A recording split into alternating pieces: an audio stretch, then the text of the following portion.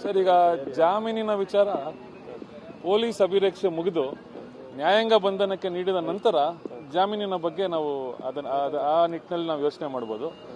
ಅಂದ್ರೆ ಈಗ ಜಾಮೀನು ಅಂದ್ರೆ ಇದು 302 ಪ್ರಕರಣ ಆಗಿರೋದ್ರಿಂದ ಮ್ಯಾಜಿಸ್ಟ್ರೇಟ್ ನ್ಯಾಯಾಲಯಕ್ಕೆ ಜಾಮೀನು ಅರ್ಜಿಯನ್ನ ಪರಿಗಣಿಸುವ ಯಾವುದೇ ಸುಪರ್ದಿ ಇರೋದಿಲ್ಲ. ಹಾಗಾಗಿ ಸೆಷನ್ಸ್ ನ್ಯಾಯಾಲಯದಲ್ಲಿ ಅಂದ್ರೆ ಸತ್ರ ನ್ಯಾಯಾಲಯದಲ್ಲಿ ಈ ಒಂದು ಜಾಮೀನು ಅರ್ಜಿಯನ್ನ ಸಲ್ಲಿಸಲಿಕ್ಕೆ ಅವಕಾಶ ಇರ್ತದೆ. ಅನಂತರ ಹೈಕೋರ್ಟ್ಗೆ ಹೋಗ್ಲಿಕ್ಕೂ ಅವಕಾಶ ಇರ್ತದೆ. ಈಗೇನಾದ್ರೂ ದರ್ಶನ್ ಅವರು ನಿಮ್ ಜೊತೆ ಚರ್ಚೆ ಮಾಡಿದ್ರೆ ಜಾಮೀನಿಗೆ ಸಂಬಂಧಪಟ್ಟಾಗೆ? ಇಲ್ಲ, ಅಂದ್ರೆ ಮುಂದಿನ ಕಾನೂನು ಪ್ರಕ್ರಿಯೆಗಳ ಬಗ್ಗೆನೇ ಚರ್ಚೆ ಮಾಡಿರೋದು, ಅರ್ಧ ಗಂಟೆ ಚರ್ಚೆ ಮಾಡಿರೋದು.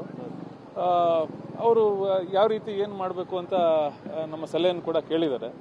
ಸೊ ನಾವು ಆ ನಿಟ್ಟಿನಲ್ಲಿ ಹೇಳಿದ್ದೀವಿ. ಸೊ ಯಾವ ರೀತಿ ಮುಂದಿನ ಕಾನೂನು ಹೋರಾಟ ಮುಂದುವರಿಸಬೇಕು ಅನ್ನೋದನ್ನ ನಾವು ಚರ್ಚೆ ಮಾಡಿದ್ವಿ. ಸರ್, ಈಗ ಜಾಮೀನಿನ ವಿಚಾರ ಪೊಲೀಸ್ ಅಭಿರಕ್ಷೆ ಮುಗಿದು ನ್ಯಾಯಾಂಗ ಬಂಧನಕ್ಕೆ ನೀಡಿದ ನಂತರ ಜಾಮೀನಿನ ಬಗ್ಗೆ ನಾವು ಆ ನಿಟ್ಟಿನಲ್ಲಿ ನಾವು ಯೋಚನೆ ಮಾಡ್ಬೋದು.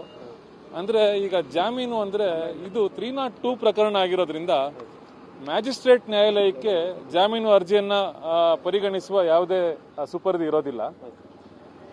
ಹಾಗಾಗಿ ಸೆಷನ್ಸ್ ನ್ಯಾಯಾಲಯದಲ್ಲಿ ಅಂದ್ರೆ ಸತ್ರ ನ್ಯಾಯಾಲಯದಲ್ಲಿ ಈ ಒಂದು ಜಾಮೀನು ಅರ್ಜಿಯನ್ನ ಸಲ್ಲಿಸಲಿಕ್ಕೆ ಅವಕಾಶ ಇರ್ತದೆ. ಅನಂತರ ಹೈಕೋರ್ಟ್ಗೆ ಹೋಗ್ಲಿಕ್ಕೂ ಅವಕಾಶ ಇರ್ತದೆ. ಈಗೇನಾದ್ರೂ ದರ್ಶನ್ ಅವರು ನಿಮ್ ಜೊತೆ ಚರ್ಚೆ ಮಾಡಿದ್ರೆ ಜಾಮೀನಿಗೆ ಸಂಬಂಧಪಟ್ಟಾಗೆ? ಇಲ್ಲ, ಅಂದ್ರೆ ಮುಂದಿನ ಕಾನೂನು ಪ್ರಕ್ರಿಯೆಗಳ ಬಗ್ಗೆನೇ ಚರ್ಚೆ ಮಾಡಿರೋದು, ಅರ್ಧ ಗಂಟೆ ಚರ್ಚೆ ಮಾಡಿರೋದು. ಅವರು ಯಾವ ರೀತಿ ಏನ್ ಮಾಡಬೇಕು ಅಂತ ನಮ್ಮ ಸಲಹೆಯನ್ನು ಕೂಡ ಕೇಳಿದ್ದಾರೆ. ಸೊ ನಾವು ಆ ನಿಟ್ಟಿನಲ್ಲಿ ಹೇಳಿದ್ದೀವಿ. ಸೊ ಯಾವ ರೀತಿ ಮುಂದಿನ ಕಾನೂನು ಹೋರಾಟ ಮುಂದುವರಿಸಬೇಕು ಅನ್ನೋದನ್ನ ನಾವು ಚರ್ಚೆ ಮಾಡಿದ್ವಿ.